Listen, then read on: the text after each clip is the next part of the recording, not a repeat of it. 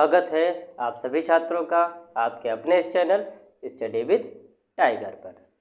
तो आज के सेशन में, आज का जो हिस्ट्री का सेशन है, उस आज के सेशन में चैप्टर नंबर 6 बौद्ध धर्म के बारे में हम आपको बताएंगे कि बौद्ध धर्म के बारे में आपको वर्णन कहाँ से मिलता है, उस धर्म के बारे में जानकारी के क्या क्या स्रोत हैं, इसके बारे में आज हम चर्चा करेंगे। तो पहले हम आपको ये बता दें कि 6ठी शताब्दी ईसा पूर्व जिस समय धार्मिक आंदोलन की शुरुआत हुई थी, ठीक उसी समय मगध साम्राज्य के विस्तारवादी के काल का भी समय था। उस काल में जन से लेकर के जनपद की प्रक्रिया प्रारंभ होती है और छोटे छोटे गणराज्य भी होते हैं। इसी गणराज्य में आगे जन से लेकर के जनपद की जो प्रक्रिया होती है, इसी गणराज्यों से इसकी शुरुआत होती है। और इसी 6ठी शताब्दी धार्मिक सुधार आंदोलन में दो भारत के जो सबसे बड़े धर्म हैं, जिन्हें हम जैन धर्म और बौद्ध धर्म कहते हैं, जो कि धार्मिक रूप से एक सामाजिक क्रांति के रूप में जाना जाता है, उसकी शुरुआत होती है। तो सबसे पहले उन दो बड़े धर्मों में आज हम पढ़ेंगे पहले धर्म बौद्ध धर्म के बारे में। तो बौद्ध धर्म के बारे में पढ़ने से पहले हमें जानने की कोशिश करते हैं कि बौद्ध धर्म के क्या क्या स्रोत हैं, अर्थात उसके बारे में अगर हमें जानकारी प्राप्त होती है तो किन स्रोतों के द्वारा उससे हमें जानकारी प्राप्त होती है। तो आइए जानने की कोशिश करते हैं कि बौद्ध धर्म के बारे में जानने के लिए कौन कौन से स्रोत उपलब्ध हैं और उन स्रोतों में क्या क्या वर्णन दिया हुआ है। तो सबसे पहले हम देखते हैं कि बौद्ध धर्म जो हमारा है वो धर्म के रूप में एक सामाजिक परिवर्तन माना जाता था, क्योंकि उस समय वैदिक काल के बाद जब 6ठी शताब्दी ईसा पूर्व जब आपकी शुरू होती है, तो उसमें हम ये देखते हैं कि धर्म से संबंधित जो जटिलताएं हैं वो बहुत बढ़ गई थी। धर्म के प्रति लोगों का असंतोष था। वैदिक यज्ञ या पुरोहितवाद की जो विचारधारा थी वो समाज में व्याप्त थी। इसके वजह से समाज में जो अन्य वर्ग थे, जो ब्राह्मण और क्षत्रिय को छोड़ करके वैश्य और शूद्र वर्ग थे, उनका इस धर्म से, वैदिक धर्म से या ब्राह्मण धर्म से मोह भंग होने लगा था। ठीक उसी समय धार्मिक क्रांति के रूप में दो धर्म, जिसमें पहला आपका बौद्ध धर्म है, दूसरा आपका जैन धर्म है, इन दोनों धर्मों की शुरुआत होती है, जिसमें से हम पहले धर्म बौद्ध धर्म के बारे में पढ़ते हैं। तो बौद्ध धर्म में हम देखते हैं कि बौद्ध धर्म के जो जानने के स्रोत हैं वो कई प्रकार के हैं, जिसमें हम देखते हैं कुछ साहित्यिक स्रोतों के बारे में। तो साहित्यिक स्रोतों में सबसे पहले हम देखते हैं त्रिपिटक ग्रंथ। सबसे पहले क्या हम देखते हैं? त्रिपिटक ग्रंथ। जैसा कि नाम से ही पता चलता है, त्रिपिटक अर्थात ऐसे ग्रंथ जो 3 प्रकार के हों। अर्थात त्रिपिटक ग्रंथ में हम 3 ग्रंथों को रखते हैं, जिसमें सबसे पहले हमारा आता है सुत्त पिटक, दूसरा हमारा आता है विनय पिटक और तीसरा हमारा आता है अभिधम्म पिटक। तो बौद्ध धर्म के जानकारी के स्रोत के लिए जो साहित्यिक स्रोतों में सबसे पहले हम देखते हैं त्रिपिटक को। और त्रिपिटक में आपके 3 ग्रंथ हैं, जिसमें से, या उसको हम कहते हैं 3 पिटक हैं, जिसमें से पहला पिटक आपका सुत्त पिटक है, दूसरा पिटक आपका विनय पिटक है और तीसरा जो पिटक आपका है वो अभिधम्म पिटक है। इन तीनों त्रिपिटक ग्रंथों से हमें बौद्ध धर्म के बारे में जानकारी प्राप्त होती है। तो आइए जानते हैं कि इन तीनों त्रिपिटक ग्रंथों में क्या क्या चीज़ें बताई गई हैं।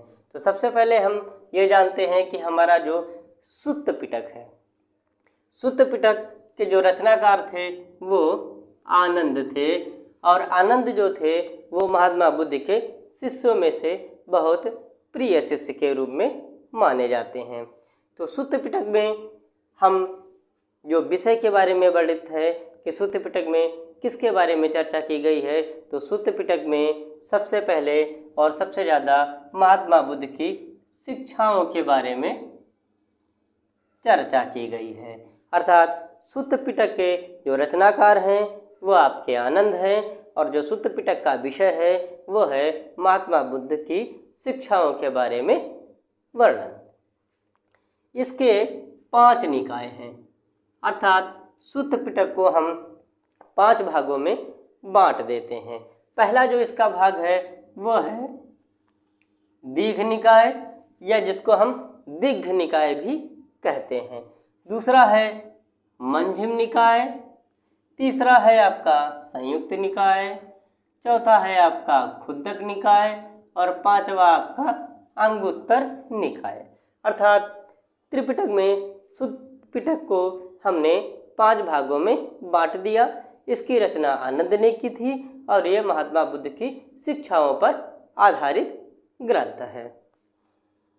अब हम अगला देखते हैं इसी क्रम में विनय पिटक के बारे में। विनय पिटक जिसकी रचना उपाली ने की थी। जिस तरीके से आनंद महात्मा बुद्ध के प्रिय शिष्य थे, ठीक उसी प्रकार से उपाली भी महात्मा बुद्ध के प्रिय शिष्य थे और विनय पिटक की रचना इसी उपाली नामक शिष्य ने की थी। विनय पिटक का जो आपका विषय है वो बौद्ध भिक्षु एवं भिक्षुणियों द्वारा पालन किए जाने वाले नियमों के बारे में है। अर्थात इसका जो विनय पिटक का विषय है वो भिक्षु भिक्षुणियों द्वारा पालन किए जाने वाले नियम से संबंधित है। अर्थात भिक्षु और भिक्षुड़िया मतलब जो महिला भिक्षु होती थी उन्हें हम भिक्षुड़ी कहते थे। उनके द्वारा, इन दोनों के द्वारा जो एक नियम संहिता होती थी जिसका इनको पालन करना होता था, उसके बारे में विनय पिटक के बारे में चर्चा की गई है। और विनय पिटक की जो रचना की थी वो उपाली नामक एक शिष्य ने की थी। विनय पिटक को भी हम 2 भागों में बांट देते हैं। सबसे पहला जो इसका भाग है वह है सुत्त विभंग, दूसरा है इसका खंड का। अर्थात विनय पिटक को भी हम 2 भागों में बांट देते हैं, सुत्त विभंग और दूसरा जो आपका है वो है खंड का। विनय पिटक के बाद अब हमारा जो तीसरा नंबर आता है वो है अभिधम्म पिटक। इसके जो रचनाकार हैं वो आपके हैं मोगल पुत्तिस। इसको हम मोगल पुत्तिस भी कहते हैं, मोगल पुत्तिस भी कहते हैं। इसका जो विषय है अभिधम्म पिटक का, उसमें बौद्ध दर्शन की चर्चा की गई है। अर्थात अभिधम्म पिटक की रचना किसने की थी? मोगल पुत्तिस ने की थी। और जो अभिधम्म पिटक का विषय वस्तु है वो बौद्ध दर्शन से संबंधित है।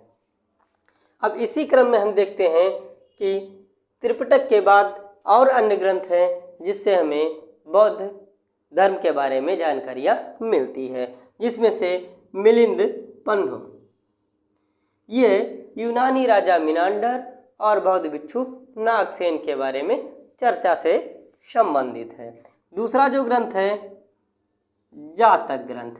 जातक ग्रंथ में बौद्ध धर्म के पूर्व की जो जानकारियाँ या महात्मा बुद्ध के जन्म के जो पूर्व की जानकारियाँ हैं वो आपके जातक ग्रंथ में मिलती है।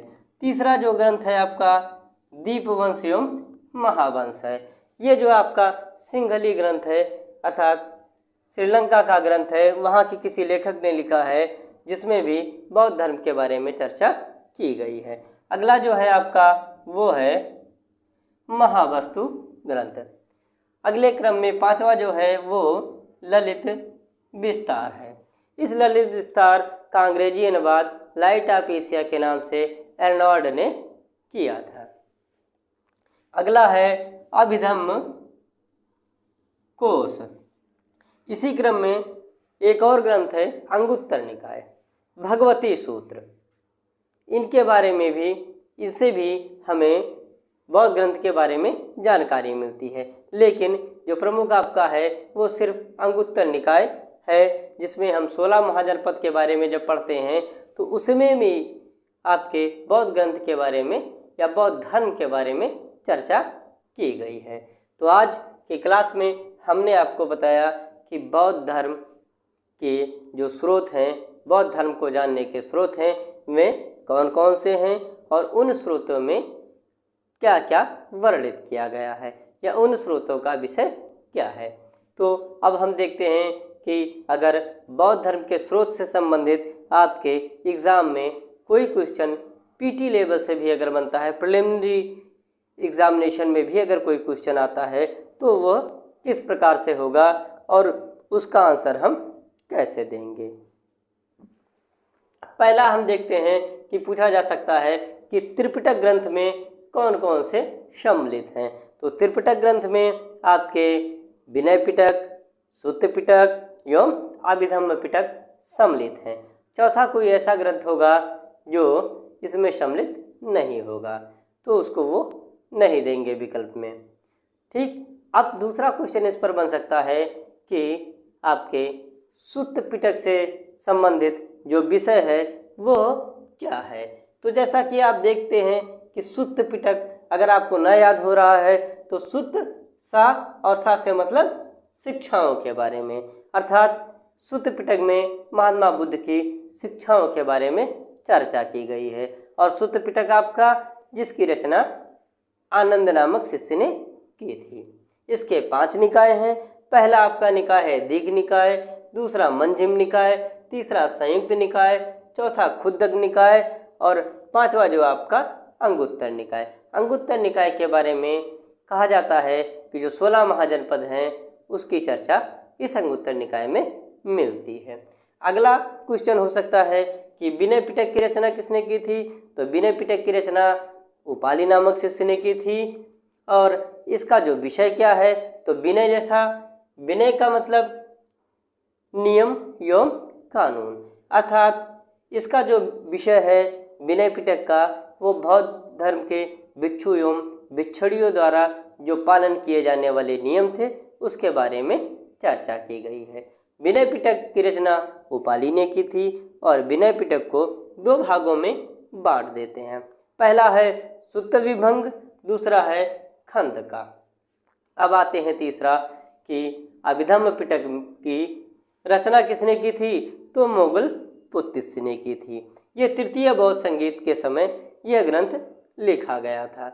इसका जो विषय है वह है बौद्ध दर्शन के बारे में चर्चा।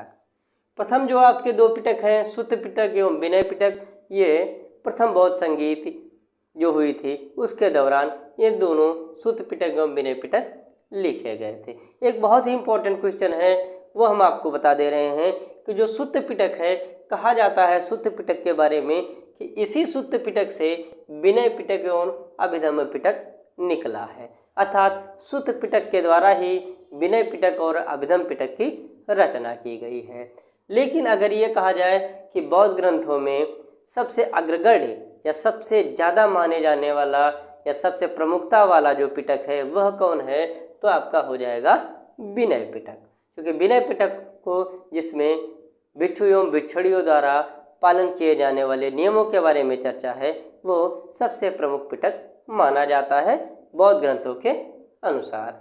इन पिटकों के बाद में जो अन्य आपके ग्रंथ हैं मिलिंदपन्नो है, जातक ग्रंथ है जिसमें बौद्ध धर्म के जन्म के पूर्व की कहानी है, दीपवंश एवं महावंश है, महावस्तु है, ललित विस्तार है और अंगुत्तर निकाय है। इन ग्रंथों में भी बौद्ध धर्म के बारे में जानकारियाँ प्राप्त होती हैं। तो आज के जो हिस्ट्री के सेशन में हमने आपको बताया कि बौद्ध जो धर्म है उसके जानकारी के क्या स्रोत हैं। बौद्ध धर्म में जानकारी के स्रोतों में, साहित्यिक स्रोतों में हमने आपको बताया कि इसमें त्रिपिटक ग्रंथ आते हैं। त्रिपिटक के बाद आप अन्य ग्रंथों में ललित विस्तार है, दीपवंश महावंश है, जातक ग्रंथ हैं, अंगुत्तर निकाय है और इसी के साथ साथ में मिलिंदपन्नो है और अन्य ग्रंथों में माध्यमिका सूत्र भी है और कई ग्रंथ हैं जिससे बौद्ध धर्म के बारे में जानकारियाँ प्राप्त होती हैं। तो आज के सेशन में हमने आपको बताया बौद्ध धर्म के जो है साहित्यिक स्रोत या बौद्ध धर्म के जानने के स्रोत क्या क्या हैं और उनमें क्या क्या वर्णित है। कल के क्लास में हम आपको पढ़ाएंगे गौतम बुद्ध जो कि बौद्ध धर्म के संस्थापक माने जाते हैं, उनके जीवन परिचय के बारे में। तो जो कल का सेशन है महात्मा बुद्ध, जिन्हें हम भगवान के नाम से जानते हैं, उनका जीवन परिचय। तो कल के सेशन में हम आपको महात्मा बुद्ध के जीवन के परिचय के बारे में बताएंगे और उनसे संबंधित कुछ घटनाओं के बारे में आपसे चर्चा करेंगे। तो आज का हिस्ट्री का सेशन हमारा यहीं समाप्त होता है।